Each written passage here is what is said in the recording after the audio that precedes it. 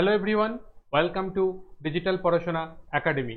আশা করছি তোমরা সকলে ভালো আছো, সুস্থ আছো এবং গুছিয়ে তুমি তোমার পরীক্ষা প্রস্তুতি চালিয়ে যাচ্ছ। পরীক্ষা প্রস্তুতি নেওয়ার জন্য তোমাদের পরীক্ষা প্রস্তুতি যাতে আরো একটু ভালোভাবে এগিয়ে যেতে পারে এবং তোমাদের এই পরীক্ষা প্রস্তুতির জন্য যদি কিছু একটু সাহায্য করতে পারি, সেই উদ্দেশ্যেই তোমাদের জন্য আজকে থেকে আমরা একটা নতুন সিরিজ শুরু করছি, যেখানে টপ 500 ইম্পর্টেন্ট জেনারেল সায়েন্সের কোশ্চেন তোমাদের করাবো, যে কোশ্চেনগুলো সম্পূর্ণভাবে 2022-এর গ্রুপ ডি যে এক্সাম হয়েছে সেই এক্সাম থেকে নেওয়া। এরকম প্রায় 500খানা কোশ্চেন তোমরা পাবে, যেটা আমরা এই ক্লাসের মাধ্যমে ডিসকাস করব। এখানে যেমন কোশ্চেনগুলোকে আলোচনা করব, তার সঙ্গে কোশ্চেন রিলেটেড যে সমস্ত থিওরি বা কনসেপ্ট রয়েছে সেই সমস্ত বিষয়গুলোকেও প্রত্যেকটা কোশ্চেনের পর আলোচনা করে দেওয়া হবে। তাই একটা কমপ্লিট জিনিস তোমরা এখান থেকে পাবে। তাই ক্লাসটাকে সম্পূর্ণ করলে পারে তোমার কাছে অনেক কিছু জিনিস নতুন শিখবে, অনেক জিনিস তোমরা হয়তো জানো, সেগুলো তোমরা কমেন্ট করবে। যদি কোনো প্রশ্নের উত্তর করতে গিয়ে বা কোনো জায়গায় যদি কোনো কিছু ভুল বলে থাকি, অবশ্যই আমাকে সেটা বলবে যে স্যার ওই জায়গায় এই জিনিসটা ভুল হয়েছে। অবশ্যই তোমার সেটাকে ঠিক করে দেওয়া হবে। এবং আজকের ক্লাসটা যেহেতু আমরা রেকর্ডেড করছি, আগামী দিনে লাইভ করার চেষ্টা করব। তাই রেকর্ডেড করাতে যদি কারোর কোনো জায়গায় কোনো সমস্যা হয়, কোনো প্রশ্নে বুঝতে অসুবিধা হয় বা কোনো প্রশ্ন থাকে, ডাউট থাকে, অবশ্যই কমেন্ট সেকশনে কমেন্ট করে জানিয়ে দেবে। তোমার কমেন্টের অবশ্যই উত্তর দিয়ে তোমাকে সেটা জানিয়ে দেওয়া হবে। এর পাশাপাশি তোমাদেরকে বলবো, আমাদের একটা অ্যাপ্লিকেশন রয়েছে যেটার নাম ডিজিটাল পড়াশোনা একাডেমি। তোমরা গুগল প্লে স্টোরে গিয়ে ডিজিটাল পড়াশোনা একাডেমি বলে সার্চ করলে আমাদের অ্যাপ্লিকেশনটা পেয়ে যাবে। এটাকে অবশ্যই তুমি ইনস্টল করে রাখতে পারো তোমার ফোনে, কারণ এখানে আমরা বিভিন্ন free of cost mock test দিই। সেই মক টেস্টগুলোকে তুমি সেখান থেকে অ্যাক্সেস করতে পারবে। এবং এর পাশাপাশি বলবো, আমাদের কিছু পেড ব্যাচ থাকে, সেই সমস্ত পেড ব্যাচ সম্বন্ধে যাবতীয় ডিটেলস সবকিছু তুমি এই অ্যাপে গেলে পেয়ে যাবে। যদি কারোর প্রয়োজন থাকে পেড ব্যাচে, তাহলে তারা সেখান থেকে সেটা পারচেস করতে পারবে। এবং আমাদের টেলিগ্রাম চ্যানেল রয়েছে ডিজিটাল পড়াশোনা একাডেমি, সেখানে অবশ্যই করে যুক্ত থাকো। এই কিউআর কোডটা স্ক্যান করার মাধ্যমে তুমি আমাদের সঙ্গে যুক্ত হয়ে যেতে পারো। এখানে যুক্ত থাকলে বিভিন্ন ক্লাস কবে কি হচ্ছে তার নোটিফিকেশন, ইম্পর্টেন্ট আপডেট এবং মক টেস্টের হলে পারে তার লিঙ্ক সমস্ত কিছু পেয়ে যাবে। এবং খুব শীঘ্রই আগামী রবিবার কি তারপরেই 15ই আগস্টের পরেই আমরা একটা মক টেস্ট আয়োজন করতে চলেছি, যেটা এএলপির ওপর ভিত্তি করে। তো এএলপি সিবিটি 1 এক্সাম যারা দিচ্ছ তারা অবশ্যই সেই মক টেস্টে পার্টিসিপেট করো এবং সেই মক টেস্টটার জন্য অবশ্যই নিজেকে তৈরি করতে থাকো। আগামী সপ্তাহের মধ্যেই আমরা সেই মক টেস্টটা আয়োজন করবো। আগামী রবিবার তারপর কোনো একটা দিন করা হবে, সেই ডেটটা কবে জানিয়ে দেওয়া হবে, বাট তোমরা তার জন্য প্রস্তুতি নাও যারা সেই মক টেস্টে পার্টিসিপেট করতে চাও। তো আজকে আমরা আমাদের ক্লাস শুরু করছি। আজকে আমাদের প্রথম পার্টের ক্লাস হবে। তো প্রথম পার্টের প্রথম কোশ্চেন তোমার সামনে আসতে চলেছে। দেখো কোশ্চেনটা কত সুন্দর একটা কোশ্চেন। বলছে সালফার থেকে সালফাইড আয়ন গঠিত হয় ড্যাশের কারণে। অর্থাৎ সালফার থেকে সালফাইড আয়ন গঠিত হচ্ছে, তার জন্য কোনটা দায়ী? নিচে বিভিন্ন জিনিস আছে। তাহলে আমাদের প্রথম জানতে হবে সালফার কি। সালফার মানে হচ্ছে এস। সালফাইড কি? সালফাইড মানে হচ্ছে S2-, অর্থাৎ সালফার থেকে দুটো ইলেকট্রন যদি এক্সট্রা সালফারের মধ্যে যুক্ত অবস্থায় থাকে, তাহলে তখন সেটা যেটা গঠিত হয় তাকে আমরা বলে থাকি সালফাইড। তখন তাকে আমরা বলে থাকি সালফাইড। তাহলে সালফার থেকে সালফাইড আয়ন গঠিত হচ্ছে কি জন্য? এটাকে বিশ্লেষণ করতে গেলে পারে আমাদের অক্সিডেশন নাম্বার সম্বন্ধে ধারণা থাকতে হবে। তো অক্সিডেশন নাম্বার কি, এই বিষয়ে ডিটেলসে আমি যাব না। আমি জাস্ট বলি সালফার এটা মুক্ত অবস্থায় আছে, তাই এর মাথায় যখন কিছু দেখতে পাচ্ছ না, তার মানে এর অক্সিডেশন নাম্বার কত? 0। এখানে সালফাইড এর মাথায় কত দেখতে পাচ্ছ? -2, তার মানে এর অক্সিডেশন নাম্বার -2। তাহলে আমরা যদি দেখি সালফার থেকে যখন সালফাইড হলো, তখন অক্সিডেশন নাম্বার কি করলো? ডিক্রিজ করলো। অর্থাৎ অক্সিডেশন নাম্বারের কি হলো? হ্রাস হলো। তাহলে অক্সিডেশন নাম্বার যদি হ্রাস পায়, তাহলে সেটা কি ধরনের বিক্রিয়া হয় আমরা একটু দেখে নিই সেটা কি হয়। দেখো, যদি বিজারণ বিক্রিয়া হয়, তাহলে বিজারণ বিক্রিয়া কি কি বৈশিষ্ট্য হয়? বিজারণ বিক্রিয়া এমন এক ধরনের বিক্রিয়া যেখানে কি হয়, ইলেকট্রন গৃহীত হবে, অক্সিজেন মুক্ত হবে, নেক্সট বলছে হাইড্রোজেন মুক্ত হবে এবং জারণ সংখ্যা হ্রাস পাবে। তো এই বিষয়গুলো সেখানে কিন্তু ঘটবে যদি একটা বিক্রিয়া তোমার বিজারণ বিক্রিয়া হয়। তাহলে আমরা এখানে দেখতে পেলাম আমাদের কি হয়েছে? জারণ সংখ্যা হ্রাস পেয়েছে, অথবা দেখতে পেলাম ইলেকট্রন গৃহীত হয়েছে। দুটো জিনিসই ঘটেছে। দেখো এখানে এখানে দেখো সালফার যদি দুটো ইলেকট্রন গ্রহণ করে তাহলে এটা তৈরি হয়, কিংবা তোমার অক্সিডেশন নাম্বার হ্রাস পেয়েছে। তাহলে এখানে দুটো বৈশিষ্ট্য একটা বিজারণ বিক্রিয়া সবটাই রয়েছে। তাহলে আমরা বলতে পারি যেটা একটা বিজারণ বিক্রিয়া। তাই বিজারণের কারণে একটা সালফার থেকে সালফাইড গঠিত হয়েছে। তো সেটাই এখানে বলা হয়েছে। তো এরকম একটা বিজারণ বিক্রিয়ার উদাহরণ যদি দেখো, তাহলে এটা একটা দেখো বিজারণ বিক্রিয়া, এখানে Cl2, তার সঙ্গে কি হচ্ছে দেখো হাইড্রোজেন যুক্ত হয়েছে। তাহলে হাইড্রোজেন যদি যুক্ত হয় তাহলে সেটা কি, একটা বিজারণ বিক্রিয়া। আবার যে বিক্রিয়াটা নিয়ে আমরা এইমাত্র আলোচনা করছিলাম, সালফার থেকে সালফাইড গঠন, এই বিক্রিয়াটা দেখো, এখানে দেখো সালফার থেকে সালফাইড গঠিত হয়েছে। দেখো এখানে সালফার 0 আছে, এখানে সালফার হয়ে গেছে -2 স্টেটে। তাহলে এই যে সালফার থেকে সালফাইড হলো, এটাই তোমার কি তৈরি হলো, এটা একটা বিজারণ বিক্রিয়া হলো। সালফার থেকে সালফাইড হলো, এটা একটা তোমার বিজারণ বিক্রিয়া হলো। এবার বলবে স্যার ওপরে যে বিক্রিয়াটা দেখছি এখানে তো এস আছে, H2S থেকে সালফার তৈরি হয়েছে, তাহলে এখানে কি হলো, দেখো এখানে H2S, এখানে সালফার কত আছে, সালফার -2 তে আছে, আর এখানে সালফার কত আছে, 0 আছে। তাহলে -2 থেকে 0, তার মানে বৃদ্ধি পেয়েছে, অক্সিডেশন নাম্বার ইনক্রিজ করেছে। অক্সিডেশন নাম্বার ইনক্রিজ করা মানে সেটা হয় জারণ বিক্রিয়া। তাহলে এখানে আবার ওই বিক্রিয়াটা জারণ হচ্ছে। এবার বলবে স্যার এখানে তো ক্লোরিন থেকে এটা বললেন বিজারণ বিক্রিয়া, ওপরেরটা জারণ বললেন। হ্যাঁ, একটা বিক্রিয়ায় যদি জারণ ঘটে তাহলে সেখানে বিজারণ বিক্রিয়াটাও ঘটবে, যদি একটা বিক্রিয়ায় বিজারণ ঘটে তাহলে সেখানে জারণ ঘটবে, কারণ জারণ আর বিজারণ একসঙ্গে ঘটে। তাই জন্য এই ধরনের বিক্রিয়াগুলোকে কি বলা হয়, রেডক্স রিঅ্যাকশন বলা হয়। এগুলোকে কি বলা হয়, রেডক্স, অর্থাৎ রিডাকশন এন্ড অক্সিডেশন একই সঙ্গে ঘটে। তো এটা এই রিলেটেড ডিটেলস ক্লাস করানো আছে অক্সিডেশন রিডাকশনের ওপর। যাদের একদম কনসেপ্ট কিচ্ছু নেই, যারা একদমই বুঝতে পারো না এই সমস্ত জিনিস, তারা ওই ক্লাসটা দেখবে, কেমিস্ট্রি সাফল্য, বিজ্ঞানের সাফল্য ব্যাচের কেমিস্ট্রি প্লেলিস্টে পেয়ে যাবে। এই ডিটেলসে ক্লাস করানো আছে অক্সিডেশন রিডাকশন রিঅ্যাকশনের ওপর। নেক্সট আমরা 2 নম্বর কোশ্চেনে চলে যাচ্ছি। হয়তো যারা একটু জানাশোনা স্টুডেন্ট, পড়াশোনা করেছো, তাদের হয়তো একটু বিরক্তি লাগতে পারে যে এত কিছু ডিটেলসে বলছি কেন। হ্যাঁ, যারা করেছো তাদের তো কোনো ব্যাপার না, তারা একটু শুনে নাও। আর যারা একটু নতুন আছো, ফ্রেশার্স আছো, যারা একদমই এই সম্বন্ধে টাচ নেই, বুঝতে পারো না কোন কোশ্চেন কোথায়, তাদের জন্য এটা গুরুত্বপূর্ণ যে কোনটার কনসেপ্ট কোথা থেকে কিভাবে হচ্ছে। নেক্সট কোশ্চেন দেখো, আরো একটা সুন্দর কোশ্চেন বলছে, প্রোটিনকে অ্যামাইনো অ্যাসিড, জটিল শর্করাকে গ্লুকোজে এবং স্নেহ পদার্থকে ফ্যাটি অ্যাসিড ও গ্লিসারলে পরিণত করতে উৎসেচক ব্যবহৃত হয়, যে উৎসেচক ব্যবহৃত হয় তা নিম্নের কোথায় থাকে। তাহলে বিষয়টা হচ্ছে আমাদের ডাইজেস্টিভ সিস্টেম রিলেটেড কোশ্চেন। প্রথমে জানতে হবে একটা কোশ্চেন কোন জায়গাকার। তাহলে আমরা বুঝতে পারলাম এটা আমাদের ডাইজেস্টিভ সিস্টেম রিলেটেড একটা কোশ্চেন। তো ডাইজেস্টিভ সিস্টেমে আমরা জানি আমাদের যে ধরনের খাদ্য গ্রহণ করি তার মধ্যে প্রোটিন আছে মুখ্য উপাদান, ফ্যাট আর কার্বোহাইড্রেট, এই 3 ধরনের খাবার আমরা সাধারণত খেয়ে থাকি। এবার এই খাবারগুলো তো জটিল খাবার, তো এগুলো ভেঙে সরল খাবারে পরিণত হয়। তাহলে প্রোটিন ভেঙে যে সরল খাবারটা পরিণত হয় অ্যামাইনো অ্যাসিড, শর্করা ভেঙে যেটা তৈরি হয় গ্লুকোজ, ফ্যাট ভেঙে তৈরি হয় ফ্যাটি অ্যাসিড গ্লিসারল। এগুলো প্রত্যেকটাই হচ্ছে তাদের প্রত্যেক ধরনের খাদ্য পরিপাকের পর ওই ধরনের সরল রূপে পরিণত হয়। এবার এগুলোকে ভাঙার জন্য উৎসেচকের দরকার। এগুলোকে ভাঙার জন্য যে উৎসেচক, এই 3 ধরনের খাদ্যের ভাঙার জন্য যে উৎসেচক, অর্থাৎ 3 ধরনের খাদ্য ভাঙার জন্য যে উৎসেচকগুলো যেখানে থাকে সেই অঙ্গটার নাম কি। তাহলে সেই অঙ্গটার নাম হচ্ছে আমাদের ক্ষুদ্রান্ত। অর্থাৎ ক্ষুদ্রান্তের যে রস, সেই রসের মধ্যে আমরা এই 3 ধরনের উৎসেচকই পাই, 3 ধরনের খাদ্যকে পরিপাক করার জন্য। শুধু 3 ধরনের উৎসেচক না, আরো উৎসেচক থাকে, আমরা সেটাই দেখে নেব। যে আমাদের আন্তিক রস, এরকম বিভিন্ন দেখবে ডাইজেস্টিভ পার্ট পড়ানো আছে, ডাইজেস্টিভ পার্ট 2 তে দুটো পার্টে পড়ানো হয়েছে। ডাইজেস্টিভ পার্ট 2 তার মধ্যে দেখবে বিভিন্ন আন্তিক রস, গ্যাস্ট্রিক জুস, লালা রস, এই সমস্ত জিনিসগুলো পড়ানো আছে, ওখান থেকে ভালো করে পড়ে নেবে, কারণ এই টাইপের কোশ্চেন কিন্তু আসবে। তাহলে আন্তিক রসের মধ্যে কি আছে, অ্যামাইলেজ রয়েছে, মল্টেজ রয়েছে, সুক্রেজ রয়েছে, ল্যাকটোজ রয়েছে, ইরেপসিন রয়েছে, অ্যামাইনো পেপটাইডেজ রয়েছে, লাইপেজ রয়েছে, ল্যাকটোজ রয়েছে। এই এতগুলো উৎসেচক ওই আমাদের ক্ষুদ্রান্তের যে রস বা আন্তিক রস, সেটাকেই ক্ষুদ্রান্ত রস বলে, সেই রসের মধ্যে তুমি পেয়ে যাবে। এবার এই বিভিন্ন উৎসেচক বিভিন্ন রকম কাজের সঙ্গে যুক্ত। যেমন দেখো মল্টেজ, মল্টোজকে গ্লুকোজে পরিণত করে, সুক্রেজ সুক্রোজকে গ্লুকোজে পরিণত করে, ল্যাকটেজ ল্যাকটোজকে গ্লুকোজে এবং গ্যালাক্টোজে পরিণত করে, অ্যামাইনো পেপটাইডেজ সে কি করে, পেপটাইডকে অ্যামাইনো অ্যাসিডে পরিণত করে। এই পেপটাইড কোথায় থেকে আসে, পেপটাইড আসে হচ্ছে প্রোটিন থেকে, প্রোটিন থেকে পেপটাইড, পেপটাইড থেকে অ্যামাইনো অ্যাসিড পরিণত হয়, এটাই হচ্ছে অ্যামাইনো পেপটাইডেজের কাজ। এবং ইরেপসিন সে কি করে, পেপটাইডকে অ্যামাইনো অ্যাসিডে পরিণত করে। তো এই হচ্ছে উৎসেচক এবং এই উৎসেচকগুলোর কাজ, এগুলো খুব ইম্পর্টেন্ট, কারণ এগুলো থেকে কিন্তু পরীক্ষায় কোশ্চেন আসে।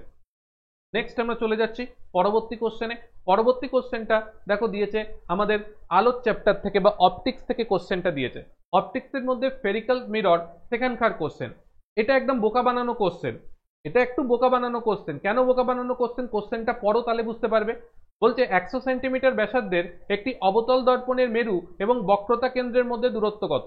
এটা ঠিক তাদের ক্ষেত্রে বোকা বানানো কোশ্চেন যাদের কাছে কনসেপ্ট ক্লিয়ার নেই।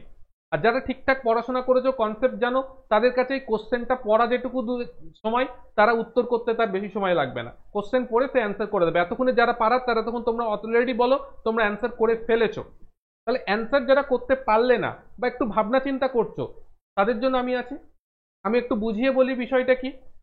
দেখো, একটা দর্পণের যদি দেখো স্ফেরিক্যাল মিরর, তার ঠিক মাঝখান বরাবর মূল অক্ষ বা প্রিন্সিপাল অ্যাক্সিস যে জায়গাটাই মিলিত হয়, লাল রঙের যে ডটটা দেখতে পাচ্ছ যেটা পি পয়েন্ট, এটাকে বলা হয় মেরু। আর এই যে সি নামক যে পয়েন্টটা দেখতে পাচ্ছ, যেটা হচ্ছে এই যে বক্রকার যে মিরর, সেই বক্রাকার মিররের বা দর্পণের ঠিক মাঝখান যেটা কেন্দ্র, কারণ একটা এটা তো একটা গোলাকার, গোলাকারের একটা অংশকে তুমি দেখছো, তার তো একটা কেন্দ্র থাকবে। সেই যে কেন্দ্র, তাকে বলা হচ্ছে কি দর্পণের কেন্দ্র বা বক্রতা কেন্দ্র। ঠিক, এটা হচ্ছে বক্রতা কেন্দ্র। আর বক্রতা কেন্দ্র আর হচ্ছে তোমার মেরু, তার ঠিক মাঝখানে যে থাকে এফ নামে লেখা রয়েছে, এটাকে বলা হয় ফোকাস বিন্দু। একে বলা হয় ফোকাস বিন্দু। এই মেরু থেকে ফোকাস বিন্দুর যে দূরত্ব, তাকে বলা হয় ফোকাস দৈর্ঘ্য। আর এই মেরু থেকে আমাদের বক্রতা কেন্দ্রের যে দূরত্ব, তাকে বলা হয় বক্রতা ব্যাসার্ধ। তাকে বলা হয় বক্রতা ব্যাসার্ধ বা আর। ঠিক, এই জিনিসগুলো জানতে পারলে এবার তোমাকে দেখো কি বলে দিয়েছে, বক্রতা ব্যাসার্ধ। তার মানে আর তার ভ্যালু বলে দিয়েছে এটা 100 সেন্টিমিটার। জানতে চেয়েছে কি দর্পণের মেরু থেকে বক্রতা কেন্দ্রের দূরত্ব। তাহলে দর্পণের কেন্দ্র থেকে বক্রতা কেন্দ্রের দূরত্ব কি, সেটাই তো তোমার বক্রতা ব্যাসার্ধ। তাহলে আমাদের উত্তর কি হবে, অপশন সি হবে, 100 সেন্টিমিটার আমাদের কারেক্ট অ্যান্সার হয়ে যাবে এক্ষেত্রে। তাই কনসেপ্ট ক্লিয়ার থাকলে উত্তর করা কঠিন নয়, কনসেপ্ট না জানলে উত্তর করাটা কঠিন। চলো পরেরটাই যাই। নেক্সট কোশ্চেন ইলেকট্রিসিটি থেকে দিয়েছে। বলছে একটা পরিবাহীর ক্ষেত্রে ভোল্টেজ কারেন্ট গ্রাফের আকৃতি কি হবে। তাহলে একটা পরিবাহী, তার ক্ষেত্রে ভোল্টেজ কারেন্ট গ্রাফ যদি তুমি আঁকো, তাহলে সেই গ্রাফটা কি হবে। তাহলে আমরা ওহমস ল পড়েছি। ওহমস ল থেকে জানি V is equal to I R আমরা লিখতে পারি, অর্থাৎ ভি আর আই হচ্ছে প্রপোর্শনাল হয়, সেই প্রপোর্শনালিটিটা তুলতে আর নিয়ে আসা হয় সেটা কনস্ট্যান্ট, যেটাকে আমরা রোধ বলি। তাহলে ভি হচ্ছে ভোল্টেজ, তাকে ওয়াই অ্যাক্সিস বরাবর নিলাম, আর আই কে কারেন্ট, সেটাকে এক্স অ্যাক্সিস বরাবর নিলাম। তাহলে আমাদের ভোল্টেজ কারেন্ট গ্রাফ তৈরি হবে। তাহলে ভোল্টেজ কারেন্ট গ্রাফ তুমি যদি দেখো যে ভি ইজ প্রপোর্শনাল আই, এটা তুমি পড়েছো।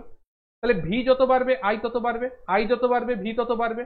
তাহলে তুমি যদি প্রতি মুহূর্তে দেখো ভি যত বাড়ছে আই বাড়ছে, দেখো তাহলে এই গ্রাফটা দেখো ভি বাড়ছে আই বাড়ছে, ভি বাড়ছে আই বাড়ছে, ভি বাড়ছে আই বাড়ছে, ভি বাড়ছে আই বাড়ছে।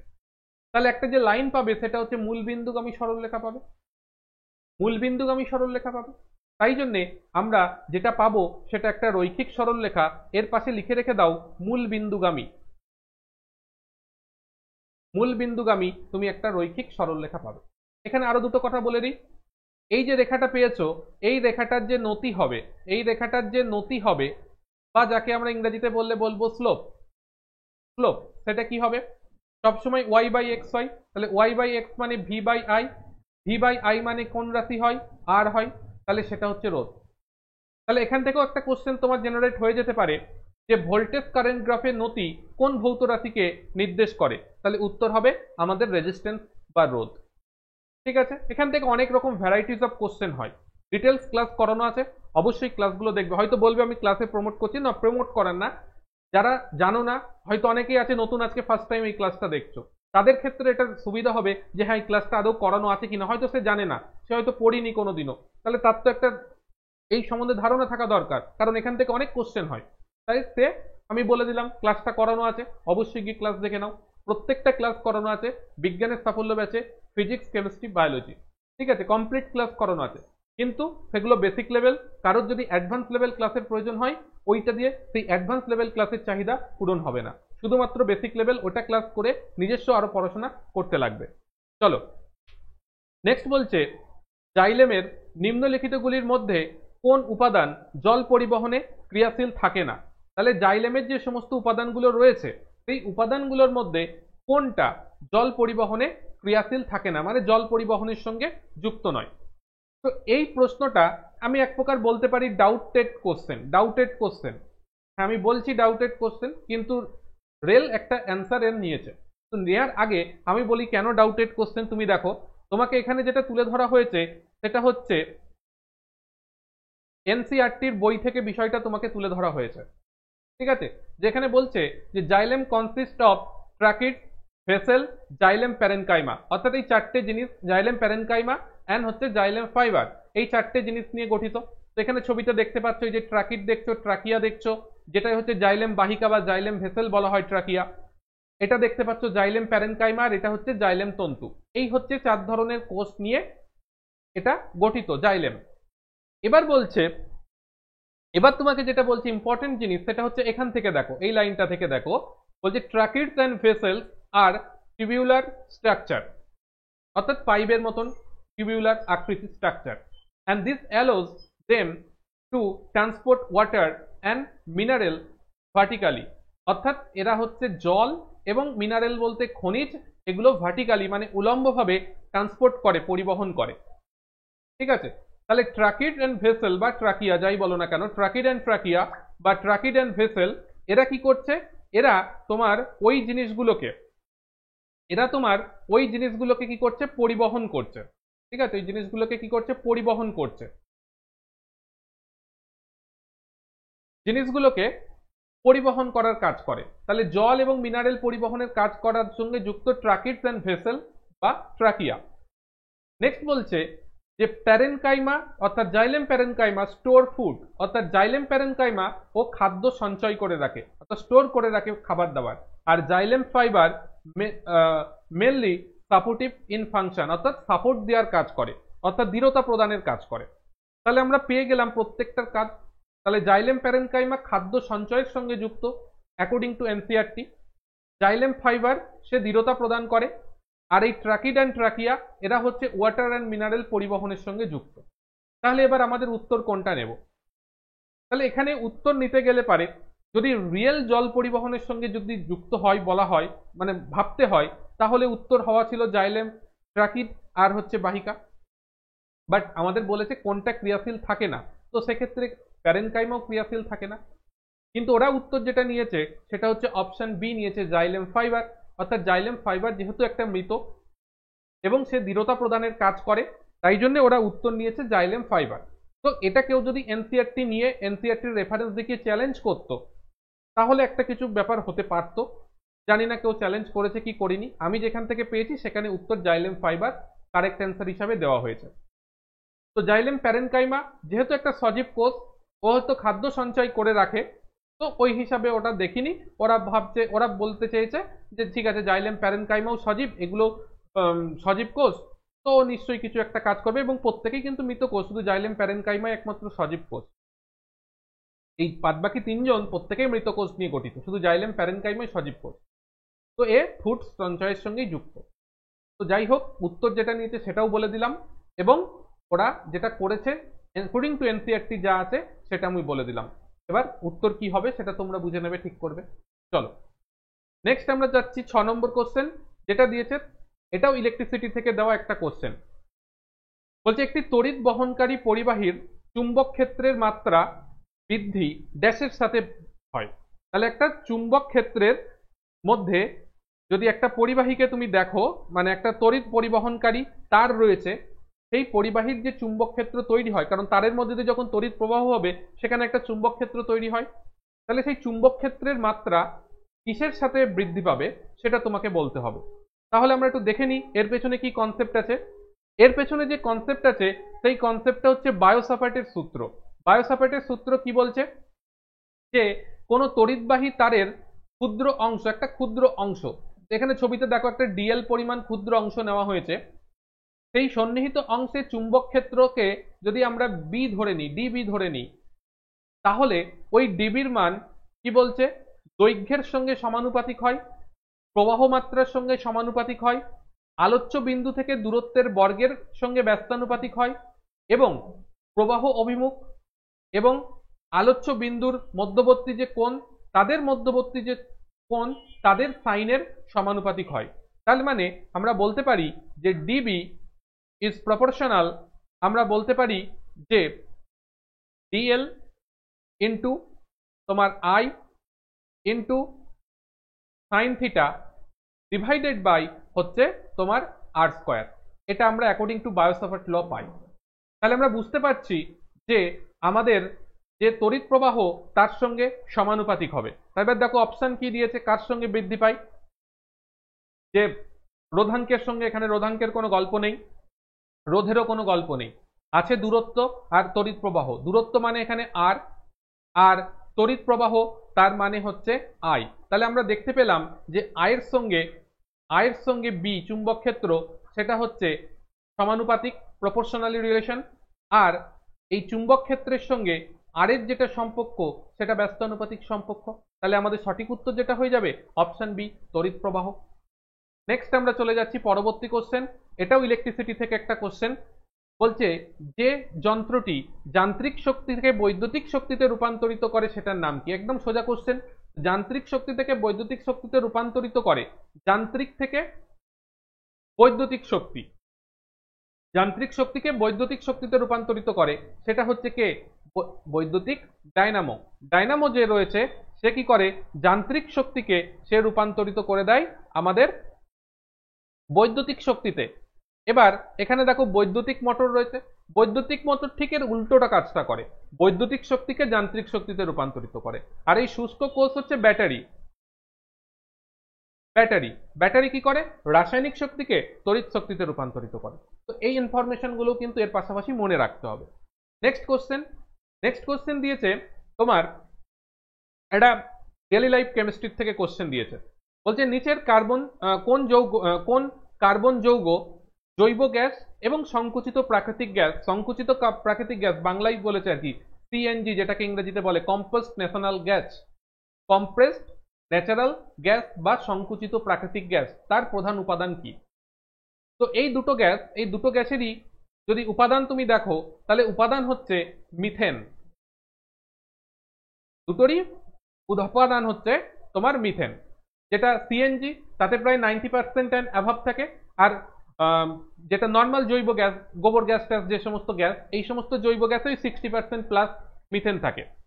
তো মিথেন যার সংকেত হচ্ছে যদি বলা হয় CH4, CH4 এর মধ্যে কার্বনগুলো এভাবে থাকে, কার্বনের সঙ্গে হাইড্রোজেন এভাবে সিঙ্গেল বন্ড করে থাকে, এবং এখানে যে হাইব্রিডাইজেশনে রয়েছে কার্বন সেটার নাম হচ্ছে sp3 হাইব্রিডাইজেশন, অর্থাৎ sp3 হাইব্রিডাইজেশনে রয়েছে।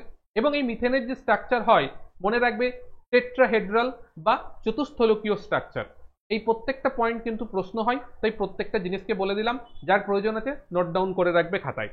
নেক্সট আমরা চলে যাচ্ছি, আমাদের আরো কিছু গুরুত্বপূর্ণ ইনফরমেশন দেওয়া হয়েছে, যেমন কোল গ্যাসের উপাদান কি আছে? মিথেন আছে, ইথিলিন আছে, হাইড্রোজেন আছে, কার্বন মনোক্সাইড, অ্যাসিটিলিন, নাইট্রোজেন, এই সমস্ত গ্যাস। প্রডিউসার গ্যাস, তার মধ্যে আছে nitrogen, carbon monoxide, hydrogen, carbon dioxide, methane. Water গ্যাসের মধ্যে রয়েছে কার্বন মনোক্সাইড, হাইড্রোজেন। এলপিজি, তার মধ্যে রয়েছে প্রোপেন, বিউটেন, আইসোবিউটেন, এগুলো। আর সিএনজি, তার মধ্যে রয়েছে মিথেন। নেক্সট আমরা চলে যাচ্ছি পরবর্তী কোশ্চেন, এটা দিয়েছে তোমার রিয়াকশন, অর্থাৎ বিভিন্ন ধরনের টাইপ অফ কেমিক্যাল রিয়াকশন বলে একটা চ্যাপ্টার আমি পড়িয়েছি, কেমিক্যাল রিয়াকশন, সেই কেমিক্যাল রিয়াকশন থেকে দিয়েছে কোশ্চেনটা। বলছে প্রদত্ত বিক্রিয়ায় কোন পদার্থটি অদ্রবণীয় বা বলতে পারতো অদক্ষিপ্ত হয়? দুটো বিষয় একই, অর্থাৎ দ্রবণের মধ্যে মেশে না, তার মানে কি হবে? সে অদক্ষিপ্ত হবে। এই পদার্থটার নাম কি? তো এখানে যদি তুমি বিক্রিয়াটা দেখো তাহলে এই বিক্রিয়ায় এই যে BaBr2 এই কম্পোনেন্টটা এ কি হয়? অদক্ষিপ্ত হয় বা অদ্রবণীয়। তাই আমাদের সঠিক উত্তর হয়ে যাবে এটা। তো এটা কি ধরনের বিক্রিয়া? এটা হচ্ছে একটা ডবল রিপ্লেসমেন্ট রিয়াকশন, বা যেটাকে আমরা বলতে পারি দ্বিপ্রতিস্থাপন বিক্রিয়া।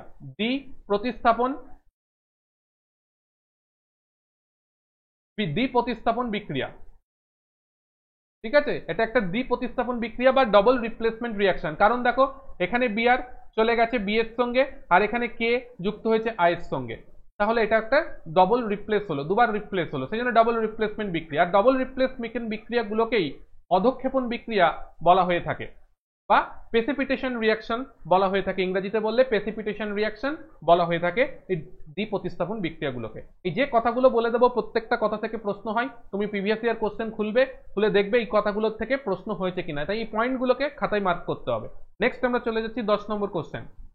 10 নম্বর কোশ্চেন আরো একটা গুরুত্বপূর্ণ কোশ্চেন দিয়েছে, এটাও তোমার ওই বিভিন্ন যে মেটাল অ্যান্ড দেওয়ার কম্পাউন্ড সেখানকার কোশ্চেন। বলছে ড্যাশ হলো ক্যালসিয়াম সালফেট হেমিহাইড্রেট। তাহলে ক্যালসিয়াম সালফেট হেমিহাইড্রেট কার রাসায়নিক নাম? তাহলে এটা আমাদের জানতে হবে। এটা হচ্ছে আমাদের প্লাস্টার অফ প্যারিস, তার রাসায়নিক নাম ক্যালসিয়াম সালফেট হেমিহাইড্রেট, এবং খুব কোশ্চেন এসেছিল এটার উপর দিয়ে, ক্যালসিয়াম সালফেট হেমিহাইড্রেট। তাহলে CaSO4 সংকেতটাও জেনে রাখতে হবে। CaSO4 এটা হচ্ছে calcium sulphate, calcium sulphate. Next hemihydrate মানে অর্ধেক অণু জল, তাহলে হেমিহাইড্রেট। এটা হয়ে গেল আমাদের কি ক্যালসিয়াম সালফেট হেমিহাইড্রেট, এটা হয়ে গেল আমাদের প্লাস্টার অফ প্যারিসের সংকেত, রাসায়নিক নাম ক্যালসিয়াম সালফেট হেমিহাইড্রেট। এখানে জিপসাম আছে, জিপসামের রাসায়নিক নাম কি? জিপসামের রাসায়নিক নাম কি? জিপসামের রাসায়নিক নাম হচ্ছে ক্যালসিয়াম সালফেট, CaSO4 জিপসামের রাসায়নিক নাম। চুনাপাথর সেটা হচ্ছে calcium carbonate, CaCO3 calcium carbonate. ঠিক আছে, তো এইগুলো হচ্ছে আমাদের আর এখানে আছে এগুলোই হচ্ছে আমাদের এখানে গুরুত্বপূর্ণ, এগুলোকে তোমার মনে রাখতে হবে। ঠিক আছে, নেক্সট আমরা এগিয়ে যাচ্ছি আমাদের পরবর্তীটাই। নেক্সট আবার দেখো তোমাকে কোশ্চেন দিয়েছে যে কারেন্ট ইলেকট্রিসিটি থেকে আবার একটা কোশ্চেন দিয়েছে। এবার কি দিয়েছে? বৈদ্যুতিক বর্তনীতে তাপ আকারে যে শক্তি হারিয়ে যায় সেটাকে কি শক্তি, মানে যে হারিয়ে যায় সেই শক্তির পরিমাণ কত? তাহলে আমরা যদি দেখি বৈদ্যুতিক বর্তনীতে তাপ হারিয়ে যায় বা তাপ শক্তি উৎপন্ন হয়, হিটিং এফেক্ট অফ ইলেকট্রিসিটি বা তড়িৎ প্রবাহের তাপীয় ফল, সেখানে আমরা একটা গুরুত্বপূর্ণ সূত্র জানি, যে সূত্রটার নাম হচ্ছে জুলের সূত্র। জুলের সূত্র পড়েছি আমরা। জুলের সূত্র বলে H is equal to I square RT। এটারই একটা মডিফাই ভার্সন যদি আমরা লিখি তাহলে আমরা বলবো V স্কোয়ার বাই RT। এই দুটো ভাবেই লেখা যায়, জুলের সূত্রকে রিপ্রেজেন্ট করা যায়। ঠিক আছে, এবার আমাদের কি বলছে? বলছে যে সময়ের জন্য বর্তনীর মধ্যে দিয়ে বিদ্যুৎ প্রবাহিত হয় তার ব্যস্তানুপাতিক, অর্থাৎ বলছে এই H আর T ব্যস্তানুপাতিক সম্পর্ক আসছে দুটো সূত্রের কোনোটা দিয়েই না স্যার, বাতিল। বলছে বর্তনীতে প্রয়োগ করা বিভব পার্থক্যের ব্যস্তানুপাতিক। দেখো বর্তনীতে প্রয়োগ করা বিভব পার্থক্যের সঙ্গে আমরা দেখছি স্যার সমানুপাতিক দেখছি, তো তাহলে এটা নয়। নেক্সট বলছে বর্তনীর মধ্যে দিয়ে তড়িৎ প্রবাহের ব্যস্তানুপাতিক, না স্যার আমরা দেখছি সমানুপাতিক হয়। তাহলে সঠিক উত্তর হচ্ছে রোধের সঙ্গে সমানুপাতিক। হ্যাঁ স্যার, রোধের সঙ্গে তো সমানুপাতিক রিলেশনশিপ দেখতে পাচ্ছি, তার মানে অপশন ডি আমাদের সঠিক উত্তর হবে। এই হচ্ছে এখনকার টাইপের কোশ্চেন, তোমার বেসিক না জানা থাকলে উত্তর করা কষ্টকর হবে। চলো নেক্সট বলছে প্লাস্টার অফ প্যারিস গ্যাস গরম করে প্রস্তুত করা হয়। এটা আবার প্লাস্টার অফ প্যারিস কিভাবে তৈরি হয় সেটা, এবং এটা খুব গুরুত্বপূর্ণ কোশ্চেন, কারণ এটা একদম থিওরি বেসিক কোশ্চেন। থিওরি যদি তোমার না জানা থাকে, তুমি যদি না জানো যে প্লাস্টার অফ প্যারিস থেকে কিভাবে তোমার তৈরি হয়, প্লাস্টার অফ প্যারিস কিভাবে তৈরি হয়, তাহলে তুমি উত্তর করতে পারবে না। তাহলে এটা কিভাবে হয় আমরা যদি দেখি, তাহলে হচ্ছে ক্যালসিয়াম সালফেট 2H2O, যেটাকে জিপসাম বলে, ওখানে 2H2O লিখিনি, ক্যালসিয়াম সালফেটই লিখেছি, ওটার পরে 2H2O লিখে নেবে। ঠিক আছে, তো ক্যালসিয়াম সালফেট এটার থেকে আমাদের তৈরি হয় calcium sulphate hemihydrate. Calcium sulphate hemihydrate এই যৌগটা তৈরি হয়, আর তার সঙ্গে 1.5 অণু জলের অতিরিক্ত উৎপন্ন হয়। এটা হওয়ার জন্য কি করতে হয়? তোমার জিপসামকে হিট দিতে হয়। জিপসামকে কত হিট দিতে হয়? সেটা 373 কেলভিন তাপমাত্রায় হিট দিতে হয়। যদি 373 কেলভিন তাপমাত্রায় জিপসামকে হিট দেওয়া হয় তাহলে এটা উৎপন্ন হয়। তাহলে আমাদের অপশন এ এক্ষেত্রে কারেক্ট অ্যান্সার হয়ে যাবে। নেক্সট আমরা চলে যাই পরবর্তী কোশ্চেন। এটা আবার তোমাকে দিয়েছে কোথা থেকে? এই কোশ্চেনটা তোমাকে দিয়েছে প্ল্যান্ট মরফোলজি থেকে দিয়েছে। তো আমরা একটা উদ্ভিদের কোথায় ভ্রূণমুকুল খুঁজে পেতে পারি? তাহলে ভ্রূণমুকুল আমরা একটা উদ্ভিদের কোথায় খুঁজে পেতে পারি? ভ্রূণমুকুল এই যে উদ্ভিদের একটা বীজ থেকে একটা চারা তৈরি হয়েছে, এই যে চারা যে তৈরি হলো, বা তুমি বাড়িতে একটা ছোলাকে ভিজাবে, 2-3 দিন ভেজানোর পর দেখবে এরকম দুটো মুকুল উৎপন্ন হয়েছে। ঠিক আছে, দুটো জিনিস উৎপন্ন হয়েছে একটা বীজের থেকে, এরকম একটা নিচের দিকে যাচ্ছে আর একটা উপর দিকে উঠছে। ওপরের দিকে যেটা যাচ্ছে সেটার নাম মুকুল, ভ্রূণমুকুল ওটা, আর নিচের দিকে যেটা যাচ্ছে সেটার নাম হচ্ছে ভ্রূণমূল। তাহলে এই ভ্রূণমুকুল এগুলো কোথায় পাবো? বীজের মধ্যে পাবো। এই ভ্রূণমুকুল পরিণত হয়ে তৈরি হয় আমাদের কাণ্ড, পাতা, ফুল যা হয় সেগুলো। ঠিক আছে, এগুলো তাহলে আমাদের সঠিক উত্তর হয়ে যাবে বীজের মধ্যে আমরা এই জিনিসটাকে পাবো। মূলাগ্রে মানে মূলের অগ্রভাগে কি থাকে? রুট ক্যাপ থাকে। ঠিক আছে, বা মূলত্রা বা রুট ক্যাপ, সেটা কোথায় থাকে? মূলাগ্রে থাকে। একটা ফুলের মধ্যে বৃতি, দলমণ্ডল, পুংকেশ্বর, গর্ভকেশ্বর এগুলো থাকে। আর পাতার মধ্যে পত্ররন্ধ্র থাকে, ক্লোরোফিল থাকে, যেখানে ওই সূর্যের আলোর উপস্থিতিতে সালোক সংশ্লেষ হয়, সেগুলো একটু একটু মনে রাখতে হবে। নেক্সট নেক্সট আবার দিয়েছে কার্বন ঘটিত যৌগ থেকে, বলছে কার্বন যৌগগুলি বিদ্যুতের কুপরিবাহী হওয়ার পেছনে কারণ কি। তাহলে কার্বন যৌগগুলি বিদ্যুতের কুপরিবাহী হওয়ার পেছনে কারণ কি? কার্বন যে সমস্ত যৌগ তৈরি করে, ধরো মিথেনেই দেখো, এগুলো হচ্ছে কি সব সমযোজী যৌগ। তাহলে সমযোজী যৌগগুলোর গলনাঙ্ক স্ফুটনাঙ্ক কি হয়? নিম্ন হয়। তাহলে এটা আমাদের উত্তর হবে না। নেক্সট হচ্ছে সমযোজী যৌগ, তারা আয়ন গঠন করে? নিশ্চয়ই কোনো আয়ন গঠন করে না, কারণ তারা সমযোজী যৌগ। তাহলে কার্বন যৌগগুলো সমযোজী, তারা আয়ন গঠন করবে না, এটাই স্বাভাবিক, তার মানে এটা ঠিক কথা বলছে। যৌগগুলি আয়নীয় প্রকৃতির, কোনোভাবেই যৌগগুলো আয়নীয় প্রকৃতির নয়। আয়নীয় প্রকৃতির হলে পারে তো তাহলে আয়নীয় যৌগ হতো। সেগুলি কঠিন প্রকৃতির হয়, হয়তো কঠিন প্রকৃতির হয়, কিন্তু কঠিন প্রকৃতির হয় বলে বিদ্যুৎ পরিবহন কুপরিবাহী নয়, কারণ আয়নীয় যৌগ তারাও হচ্ছে কঠিন হয়। আয়নীয় যৌগগুলো তারাও কঠিন হয় কিন্তু বিদ্যুতের পরিবহন করে। বিষয়টা হলো বিদ্যুৎ পরিবহন করতে গেলে পারে মুক্ত ইলেকট্রনের প্রয়োজন হয়। এবার যে সমস্ত আয়নীয় যৌগ হয়, আয়নীয় যৌগগুলোর মধ্যে কি থাকে? মুক্ত ইলেকট্রন থাকে, তাই জন্য তারা বিদ্যুৎ পরিবহন করতে পারে। কিন্তু কার্বন কম্পাউন্ড যারা সমযোজী যৌগ, তাদের মধ্যে কোনো মুক্ত ইলেকট্রন থাকে না, তারা ইলেকট্রন শেয়ারিং এর মাধ্যমে তারা জোট গঠন করে। তাই জন্যে এদের যেহেতু কোনো আয়ন গঠন হয় না, তাই জন্য এরা বিদ্যুৎ পরিবহন করতে পারে না। তাই অপশন বি আমাদের কারেক্ট অ্যান্সার হয়ে যাবে। নেক্সট কোশ্চেন বলছে আধুনিক পর্যায় সারণীর ক্ষেত্রে, এটা পর্যায় সারণী বলে দিয়েছে, বাট কোশ্চেনটা অ্যাকচুয়ালি অ্যাটমিক স্ট্রাকচারের। আধুনিক পর্যায় সারণীর ক্ষেত্রে নিচের কোন বিবৃতিটি সঠিক? আধুনিক পর্যায় সারণী সাপেক্ষে নিচের কোন বিবৃতিটি সঠিক সেটা তোমাকে বলতে হবে। তাহলে দেখো, এখানে বলছে একটি প্রসম পরমাণুতে পারমাণবিক সংখ্যা, ইলেকট্রন সংখ্যা বা প্রোটন সংখ্যা সমান হয়। ধরে নাও আমরা সোডিয়াম নিয়েছি, সোডিয়াম পরমাণু, যাতে পারমাণবিক ক্রমাঙ্ক কত? 11। সোডিয়ামের মধ্যে প্রোটন কতগুলো আছে? স্যার 11 খানা। ইলেকট্রন কতগুলো আছে? স্যার 11 খানা। তাহলে সোডিয়াম কি নিস্তড়িত? এর মাথায় কোনো চার্জ আছে? না, চার্জ নেই, তাহলে নিস্তড়িত। নিস্তড়িত মানে প্রোটন সংখ্যা ইলেকট্রন সংখ্যা সমান হবে, সেটাই কার সঙ্গে সমান হবে? পারমাণবিক ক্রমাঙ্কের সঙ্গে। তাহলে প্রথমটাই বলছে প্রসম পরমাণুতে পারমাণবিক সংখ্যা, ইলেকট্রন সংখ্যা এবং প্রোটন সংখ্যা সমান, তাহলে এটা 100% কারেক্ট। নেক্সট কি বলছে? একটা প্রসম পরমাণুতে পারমাণবিক সংখ্যা, ইলেকট্রন সংখ্যা, প্রোটন সংখ্যা কোনোটিই সমান নয়, এটা হতেই পারে না। একটা প্রসম পরমাণুতে পারমাণবিক সংখ্যা শুধুমাত্র প্রোটন সংখ্যার সমান হতেই পারে না, কারণ শুধুমাত্র যদি সেটা প্রোটন সংখ্যার সঙ্গে সমান হয় তাহলে পারে তো ইলেকট্রন সংখ্যা আলাদা হলে পারে সেটার প্রসম পরমাণু হবে না, তাই এটা হচ্ছে না। একটি প্রসম পরমাণুতে একটি পরমাণুর পারমাণবিক সংখ্যা শুধুমাত্র ইলেকট্রন সংখ্যার সমান, হ্যাঁ, এটা বলছে প্রসম পরমাণুতে শুধুমাত্র ইলেকট্রন সংখ্যার সমান, তাও হবে না, কারণ প্রোটন সংখ্যার সঙ্গে সমান। তাই অপশন এ আমাদের কারেক্ট অ্যান্সার হবে। নেক্সট কোশ্চেন, এটাও আবার লেন্স থেকে দিয়েছে। তো লেন্স থেকে কি বলছে কোশ্চেন? বলছে 3 সেন্টিমিটার উচ্চতা বিশিষ্ট একটি বস্তুকে এফ ফোকাস দৈর্ঘ্যের একটি উত্তল লেন্সের সামনে যদি আমরা রাখি, তাহলে উত্তল লেন্সের সামনে 1.5 মিটার দূরত্বে যদি স্থাপন করা হয়, তাহলে বিবর্ধন কত হবে? তোমাকে সেটা ক্যালকুলেট করতে হবে। তাহলে আমাদের ফোকাস কোনটা? এটা হচ্ছে ফোকাস দূরত্ব। বস্তুকে কোথায় রেখেছে? 1.5, অর্থাৎ ফোকাসের থেকে একটু দূরে রেখেছে, অর্থাৎ 3/2 লিখলাম ফোকাস দূরত্ব থেকে। এখানে আমরা কি করেছি? বস্তুটাকে রেখেছি। তাই লেন্সে বস্তুর প্রতিবিম্ব কোথায় হবে? যদি ফোকাস এটা হচ্ছে এফ আর এটা হচ্ছে 2f দূরত্ব, তাহলে এফ এবং 2f এর মাঝখানে যদি বস্তুকে রাখা হয়, তাহলে প্রতিবিম্ব কোথায় গঠিত হয়? প্রতিবিম্ব গঠিত হয় 2f এর থেকে বেশি দূরত্বে, এবং বস্তুর থেকে আকারে বড় প্রতিবিম্ব, অর্থাৎ রৈখিক বিবর্ধন বাড়বে, বেশি হবে, একের থেকে বেশি হবে। এইগুলো আমরা জানি উত্তল লেন্স সম্বন্ধে, এই বিষয়গুলো। তাহলে এখন বিষয় হচ্ছে আমাদের এখানে বলে দিয়েছে যে বিবর্ধন কত। বিবর্ধন মানে আমাদের লাগবে m = v/u। তাহলে আমাদের u বলা আছে, ভিটা বলা নেই, তো ভিটাকে আমার আইডেন্টিফাই করতে হবে। করে করব, আমাদের ফোকাস দৈর্ঘ্য f বলে দেওয়া আছে, u কত বলা আছে?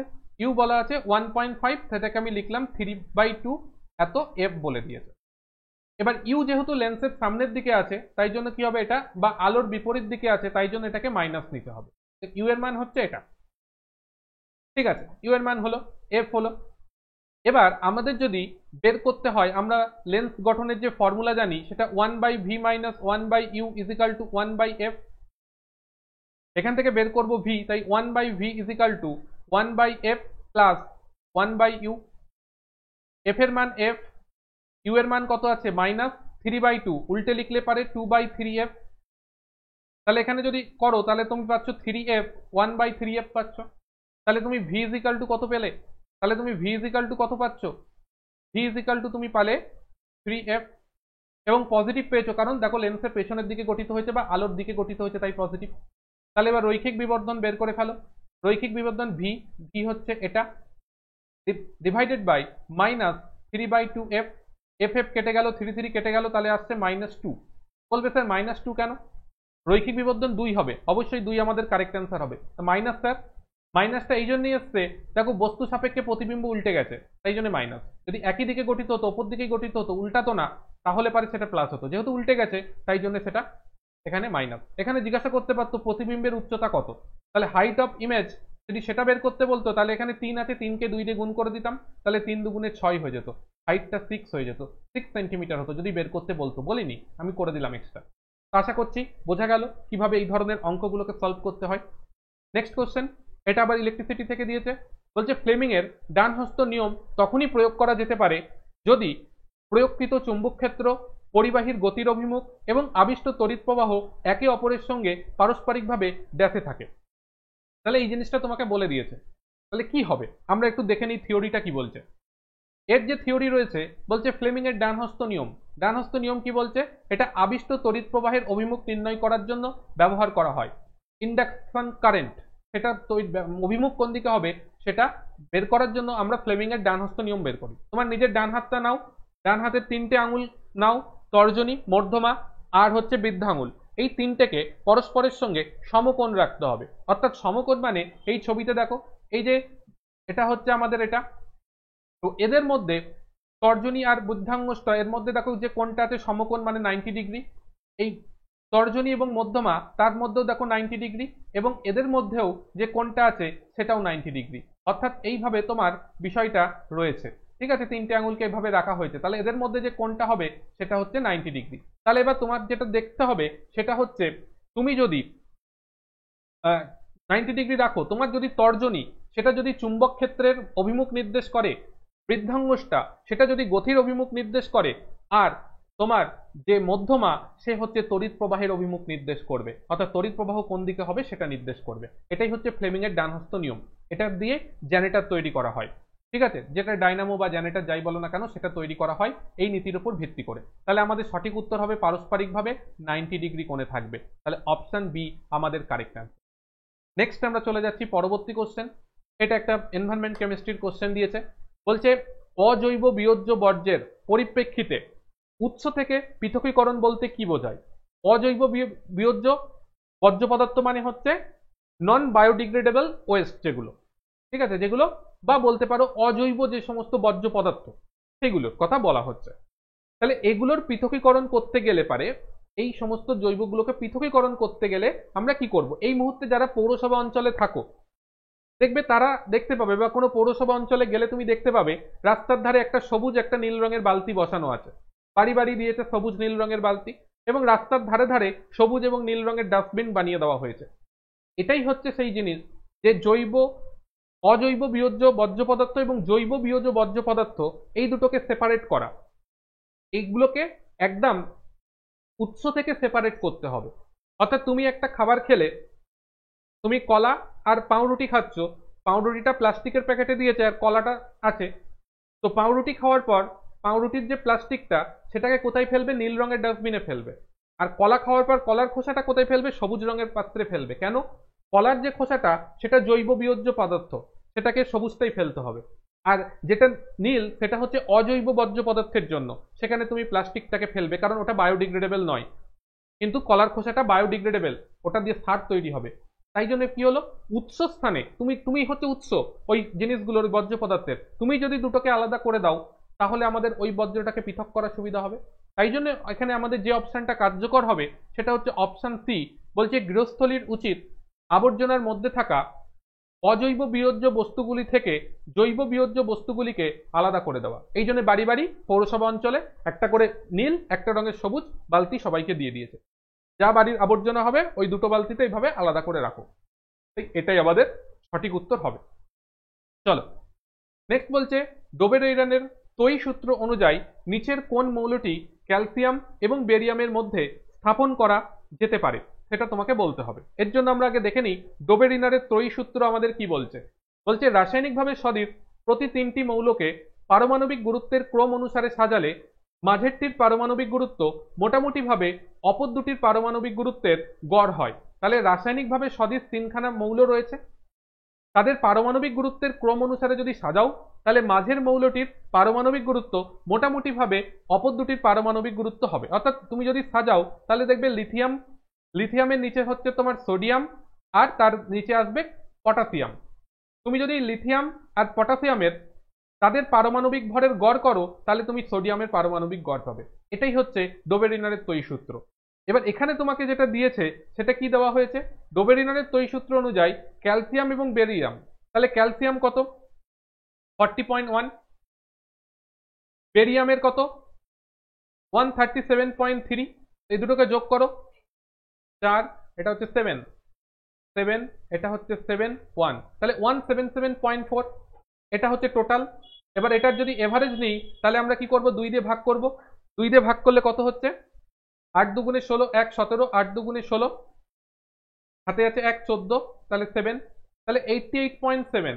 তো 88.7 দেখো এখানে বলে দিয়েছে পারফেক্টলি নয়, মোটামুটি ভাবে দেখো বলে দিয়েছে মোটামুটি ভাবে অপর দুটির পারমাণবিক গুরুত্বের গড় হয়। তাহলে মোটামুটি মানে কাছাকাছি।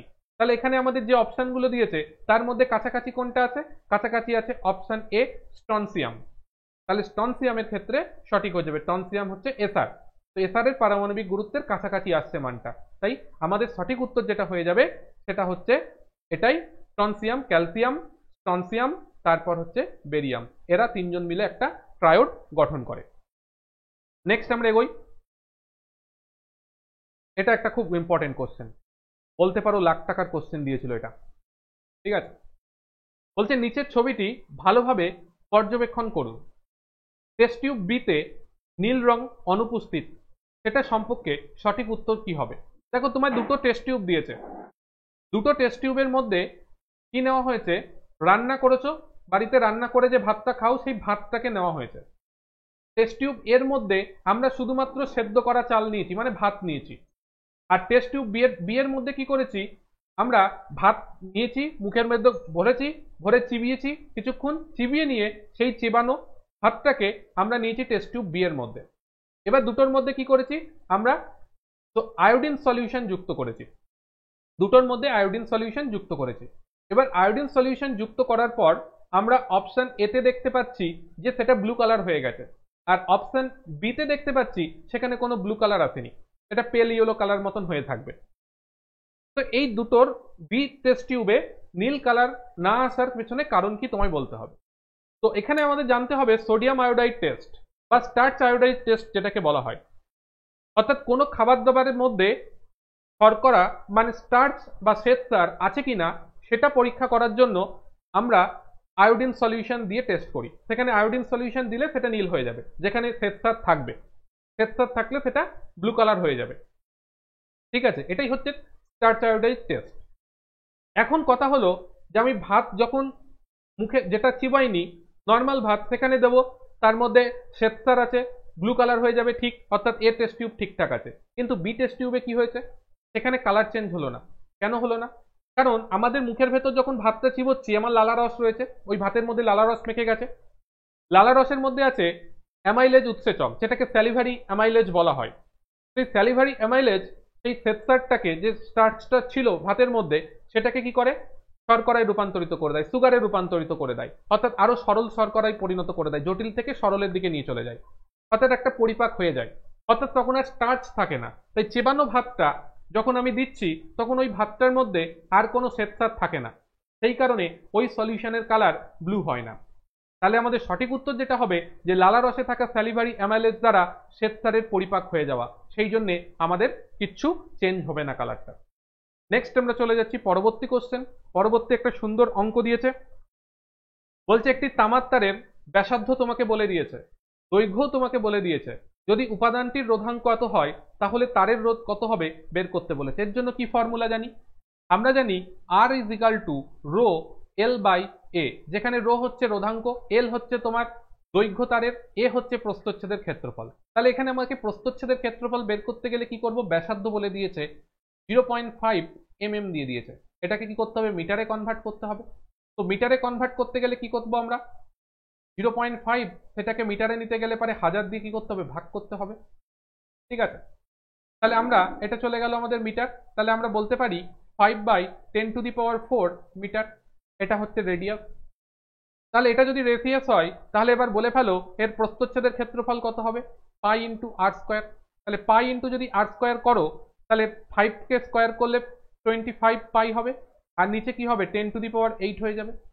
এবার এখানে সম্পর্কে বসাও, এখানে দেখো রো বলেছে 2.5 ইন্টু 10⁻⁻8 ইন্টু এল কত বলে দিয়েছে, এল বলে দিয়েছে 100, এর মান কত, এটাকে একটু সিম্পলিফাই করে যদি লেখো তাহলে তুমি বলতে পারো 25 পাই ইন্টু 10⁻⁻8। তাহলে এবার এখানে সেটা বসাও, 25 পাই ইন্টু 10⁻⁻8, 10⁻⁻8 8 কেটে গেল, এখান থেকে একটা দশমিক তুলে শূন্য করে দাও, 25 25 কেটে গেল, এটা দিয়ে 100কে কেটে দাও 10, তাহলে ফাইনালি যেটা পাচ্ছি 10/পাই ওহম।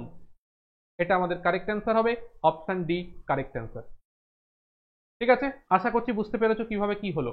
নেক্সট বলছে প্রদত্ত সেট থেকে ডোবেরিনারের ত্রয়ীটা নির্বাচন করতে হবে, এখানে কোনটা সঠিক ডোবেরিনারের ত্রয়ী। আমরা যদি দেখি মোটামুটি ভাবে ডোবেরিনারের ত্রয়ী যদি দেখি অ্যাকর্ডিং টু এনসিইআরটি যেগুলো বলা আছে তার মধ্যে একটা যেটা বলা আছে সেটা হচ্ছে lithium, sodium, potassium, calcium, strontium, beryllium, chlorine, bromine, iodine, আর হচ্ছে সোডিয়াম, পটাশিয়াম, আর্সেনিক। এই কটা আমাদের অ্যাকর্ডিং টু এনসিইআরটি বলা আছে বইয়ের মধ্যে, তো এগুলোকে আমার অবশ্যই করে মনে রাখতে হবে। এবার এখানে আমরা যদি দেখি আমাদের যেটাই কোশ্চেন ছিল সেই কোশ্চেনের মধ্যে যদি আমরা দেখি তাহলে একমাত্র প্রথমটাই দেখতে পাচ্ছি ক্যালসিয়াম, টলসিয়াম আর বেরিলিয়াম, এরা হচ্ছে আমাদের ত্রয়ী গঠন করছে, তাই অপশন এ কারেক্ট।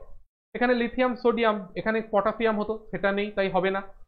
এখানে আছে লিথিয়াম, পটাশিয়াম, সোডিয়াম, এটা উল্টো পাল্টা আছে, অ্যারেঞ্জ ঠিক নেই, আর এটাও উল্টো পাল্টা আছে তাই জন্য এটা বাতিল, তাহলে অপশন এ আমাদের কারেক্ট অ্যান্সার হয়ে যাবে।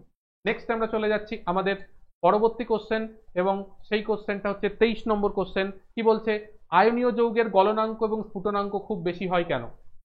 কারণ আয়নীয় যে সমস্ত যৌগগুলো রয়েছে এই আয়নীয় যৌগগুলোর মধ্যে আন্ত আণবিক আকর্ষণ বল প্রচন্ড শক্তিশালী হয়, এই আন্ত আণবিক আকর্ষণ বলের মান প্রচুর হওয়ার কারণে এদেরকে ভাঙতে গেলে বেশি শক্তি লাগে। মনে করো দুটো বস্তু প্রচন্ড জোরে যদি আটকে থাকে তাহলে সেইটাকে ভাঙতে গেলে পারে তোমাকে বেশি বল প্রয়োগ করতে হবে, অর্থাৎ শক্তিশালী বন্ধনের দ্বারা যখন আটকে রয়েছে, শক্তিশালী আন্তঃআণবিক আকর্ষণ বলের দ্বারা আটকে থাকে, তখন তাকে ভাঙার জন্য প্রচুর পরিমাণ শক্তির প্রয়োজন হয়, তাই জন্যে ওদের গলনাঙ্ক স্ফুটনাঙ্ক বেশি হয়। তাই অপশন ডিতে দেখো সেটা বলা আছে যে শক্তিশালী আন্তঃআণবিক আকর্ষণ বল ভাঙার জন্য প্রচুর পরিমাণ শক্তির প্রয়োজন হয়, এই জন্যে এদের গলনাঙ্ক স্ফুটনাঙ্ক কি হয়, বেশি হয়।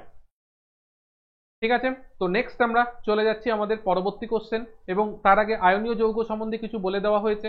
এই যৌগগুলি সাধারণ চাপ, উষ্ণতায় জ্যামিতিক আকার, নির্দিষ্ট কেলাস আকৃতির হয় এবং কঠিন পদার্থ হয়।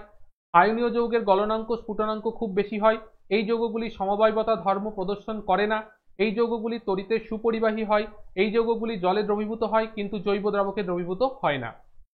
নেক্সট হচ্ছে বংশগতির নীতি প্রণয়নে মেন্ডেলের সাফল্যের পেছনে প্রধান কারণ কি ছিল।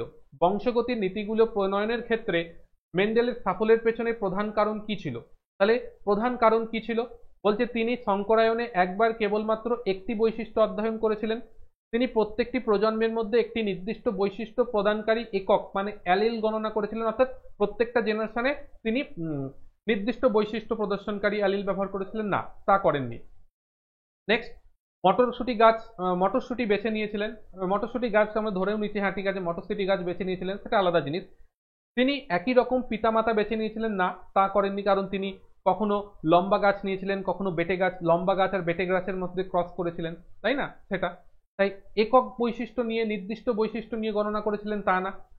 তিনি কি করেছিলেন, একবার কেবলমাত্র একটি বৈশিষ্ট্য অধ্যয়ন করেছিলেন, অর্থাৎ লম্বা গাছ আর বেটে গাছকে নিয়েই তিনি করেছিলেন, লম্বা এবং তার প্রসেসিভ, তার যে প্রচ্ছন্ন বৈশিষ্ট্য, সেই প্রচ্ছন্ন বৈশিষ্ট্য বেটে, এই দুটোকে নিয়ে তিনি অধ্যয়ন করেছিলেন, সেই জন্য তিনি সাফল্য পেয়েছিলেন, অর্থাৎ একবারে একটা বৈশিষ্ট্যকে নিয়ে তিনি কাজ করেছিলেন, তাই জন্য তিনি সব থেকে বেশি সাফল্য পেয়েছিলেন।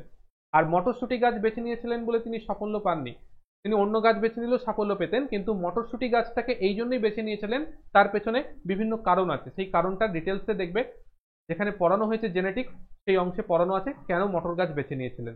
সেই জন্য মটর গাছ বেছে নিয়েছিলেন। মটর গাছ বেছে নিয়েছিলেন বলে সাফল্য পেয়েছিলেন তা না, অন্য গাছ নিলেও তিনি সাফল্য পেতেন, কিন্তু মটর গাছ বেছে নেওয়ার কারণ ছিল, কারণ বিশেষ বৈশিষ্ট্য যেটা, মটর গাছের মধ্যে প্রায় 7 জোড়া বিপরীত বৈশিষ্ট্য পাওয়া যেত, সেই কারণের জন্য। নেক্সট আমরা চলে গেলাম, বলছে এটাও একটা ইলেকট্রিসিটির কোশ্চেন। বলছে একটা বৈদ্যুতিক মোটরের মধ্যে কমিউটেটর এবং ব্যাটারি টার্মিনালের মধ্যে যোগাযোগ হিসাবে ড্যাশ কাজ করে। তাহলে একটা বৈদ্যুতিক মোটর এবং একটা কমিউটেটর এর, বৈদ্যুতিক মোটরের বিভিন্ন পার্টগুলো আছে। এখানে একটা বৈদ্যুতিক মোটরের তুমি ছবি দেখতে পাচ্ছ, যেখানে একটা কয়েল আছে, ম্যাগনেট রয়েছে, কমিউটেটর রয়েছে, ব্রাশ রয়েছে এবং এখানে একটা ব্যাটারি সাপ্লায়ার রয়েছে। তো এবার বলছে ব্যাটারির টার্মিনালের মাধ্যমে যোগাযোগ হিসাবে ড্যাশ কাজ করে। তাহলে যোগাযোগ মাধ্যম হিসাবে এখানে দেখো ব্রাশ বলে লেখা রয়েছে, যেটা তৈরি হয় কার্বন ব্রাশ বলা হয়। তো এখানে এই যে অংশটা দেখতে পাচ্ছ, এই যে অংশটা, এই দুদিকেই দেখো দেওয়া রয়েছে ব্যাটারি দুটো এন্ডের সঙ্গে যুক্ত করা, এই যে অংশটা সেটা হচ্ছে কার্বন ব্রাশ, যেটা কমিউটেটরের সঙ্গে যুক্ত করে কারেন্টটাকে কয়েলের মধ্যে পাঠায়। তাই আমাদের সঠিক উত্তর হয়ে যাবে অপশন বি, কার্বন ব্রাশ। তো এই ছিল আজকে আমাদের যে ক্লাস, সেই ক্লাসের 25খানা কোশ্চেন। আজকে প্রথম ক্লাস, সেখানে আমরা 25খানা কোশ্চেন আলোচনা করলাম। নেক্সট আবার আগামী দিন আরো ক্লাস আসবে, টোটাল 500 কোশ্চেন তোমাদের কমপ্লিট হবে। তো 25টা কখনো 50টা কোশ্চেনও করাবো, যখন যেমন সময় হবে সেই সময় সুবিধা বুঝে আমরা ক্লাসের পরিমাণের সংখ্যার, ক্লাসে কোশ্চেনের পরিমাণ অবশ্যই করে বাড়াবো। কারণ আমরা যেহেতু ক্লাসে কোশ্চেন আলোচনা করছি না, তার পাশাপাশি সেই কোশ্চেন রিলেটেড ডিটেলস জিনিসগুলোকে আলোচনা করছি, তো সেই কারণে কিন্তু আমাদের একটু সময়টা বেশি লাগবে। সেই 25টা কোশ্চেন করতে মোটামুটি অনেকটাই সময় কিন্তু তোমাদের দেখো লেগে গেছে। তো এর পাশাপাশি আমাদের এই মুহূর্তে নতুন জেনারেল সায়েন্স, ম্যাথ, রিজনিং এর ওপর একটা ফাউন্ডেশন ব্যাচ লঞ্চ হয়েছে, যেখানে তিনটেই একসঙ্গে তুমি নিতে পারো, অথবা ম্যাথ রিজনিং আলাদা নিতে পারো কিংবা জেনারেল সায়েন্স আলাদাভাবে নিতে পারো। যদি কারোর প্রয়োজন থাকে আমাদের সঙ্গে যুক্ত হয়ে পেড ব্যাচে ক্লাস করার, তাহলে তারা অবশ্যই ব্যাচে যুক্ত হতে পারো। এবং আমাদের যে অ্যাপ্লিকেশন রয়েছে, সেই অ্যাপ্লিকেশন ইনস্টল করলে সেখানে সমস্ত ডিটেলস পেয়ে যাবে। এবং এই মুহূর্তে আগামী 15ই আগস্ট পর্যন্ত, 10ই আগস্ট থেকে আগামী 15ই আগস্ট পর্যন্ত স্বাধীনতা দিবস উপলক্ষে স্পেশাল ডিসকাউন্ট চলছে, অর্থাৎ এই সমস্ত ব্যাচগুলোর প্রত্যেকটাতে আপ টু 60% পর্যন্ত অফার চলছে। যাদের প্রয়োজন আছে তারা এই সময়টাকে কাজে লাগিয়ে তারা সেই ডিসকাউন্ট অফারটাকে সুবিধা নিয়ে অবশ্যই তোমরা ভর্তি হয়ে যেতে পারো। বিশেষ করে যাদের আগামী দিনে এনটিপিসি, গ্রুপ ডি এই সমস্ত এক্সাম যাদের টার্গেট রয়েছে, তাদের যাদের এই বছরের এএলপি বা টেকনিশিয়ান টার্গেট আছে, তাদের জন্য এই ব্যাচটা নয়। কেবলমাত্র যারা যেই বলো, তারপর এনটিপিসি বলো, গ্রুপ ডি বলো, এই সমস্ত এক্সামকে ফোকাস করছো, বা যাদের টার্গেট আছে আগামী বছর এএলপি বা টেকনিশিয়ানের এক্সাম দেওয়ার, তারা অবশ্যই করে এই ব্যাচের মধ্যে যুক্ত হতে পারো। এবং এখানে যে ম্যাথ রিজনিং করানো হচ্ছে সেটা একদম এসএসসি সিলেবাসকে ফলো করে। তাই যারা এসএসসির এমটিএস বা আদার্স যে সমস্ত পরীক্ষাগুলো হয়, সিএইচএসএল, সিজিএল, এই টাইপের, সেই সমস্ত পরীক্ষার কিন্তু তোমার ম্যাথ রিজনিং কভার হয়ে যাবে। এবং প্রত্যেকটা একদম basic to advance level batch, যাদের প্রয়োজন আছে তারা সেটা দেখতে পারো। অ্যান্ড ফাইনালি আজকে আমরা আমাদের ক্লাস এখানেই শেষ করছি। দেখা হবে আগামী কোনো একটা ক্লাসে। তো ততক্ষণ পর্যন্ত সকলে ভালো থাকবে, সুস্থ থাকবে এবং খুব ভালোভাবে গুছিয়ে তোমাদের ক্লাসগুলোকে করতে থাকো এবং পড়াশোনাকে করতে থাকো। এবং ক্লাসটা কেমন লাগলো অবশ্যই করে সেটা আমাকে জানাবে। এবং যারা আমাদের জেনারেল সায়েন্স পেড ব্যাচের স্টুডেন্ট রয়েছে, তাদেরকে এই সমগ্র ক্লাসের 25টা কোশ্চেনের পিডিএফ তাদেরকে তাদের যে ব্যাচ রয়েছে সেই ব্যাচের মধ্যে আপলোড করে দেওয়া হবে। আর এইটুকুই বক্তব্য। আর ফাইনালি আমরা পরবর্তী অন্য ক্লাসে সবার সঙ্গে দেখা হবে। ততক্ষণ পর্যন্ত সকলে ভালো থেকো, সুস্থ থেকো। সকলকে গুড নাইট, গুড বাই।